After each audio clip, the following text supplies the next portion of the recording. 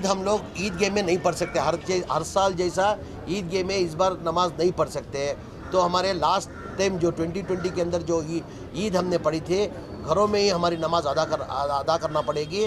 और उसके साथ में मेरी आवाम से आजीज़ाना गुजारिश, आप 2020 में भी कुर्बानी दे चुके हैं, रमज़ान ईद बकरीद ईद दोनों का कुर्बानी दे चुके हैं। तो इस बार भी आवाम बहुत परेशान है।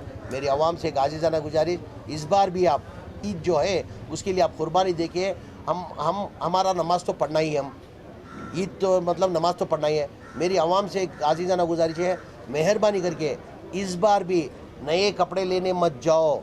जो नए कपड़े जो लेने के जो पैसे हैं वो एक आपके पड़ोस में जो गरीब है ना उसको मदद कर दो, आपको दुगना सवाब मिलेगा, दुगनी ईद हो जाएगी, दुगनी ईद हो जाएगी।